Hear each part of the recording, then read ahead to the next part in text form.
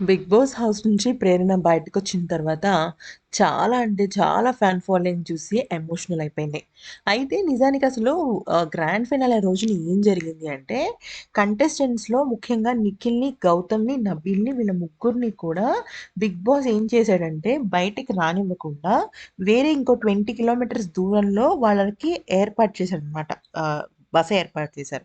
నిఖిల్, నబీల్ వెళ్ళిపోయారు. ఆహ్, గౌతమ్, ప్రేరణ అండ్ అవినాష్ వాళ్ళు మాత్రం వెళ్ళిపోయారు. ఎందుకంటే వాళ్ళ ముగ్గురు కూడా లోకల్ కదా!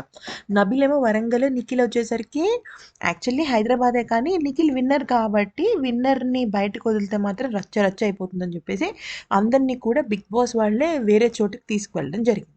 అది పక్కన పెట్టేస్తే ప్రేరణ బయటకొచ్చిన తర్వాత దాదాపుగా 500 మంది దాకా మనుషులు ప్రేరణ ఎప్పుడొస్తుందో చూసి వాళ్ళు అన్ని కార్లలో ప్రేరణని గుర్తుపట్టి దాదాపుగా 1 కిలోమీటర్ వరకు తనని ఫాలో అయ్యారు.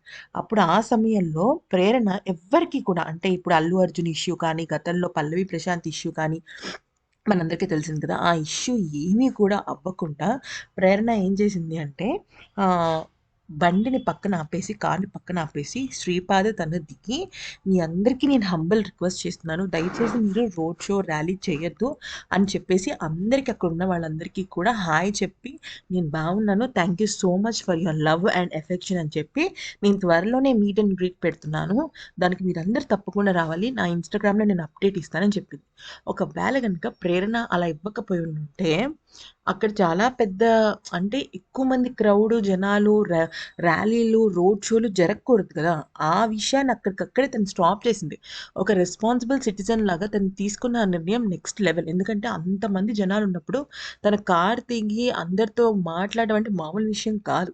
కానీ దాదాపుగా 10 నిమిషాల పాటు ఆమె అక్కడ ఉండి, "దయచేసి మీరు వెళ్ళిపోండి ప్లీజ్.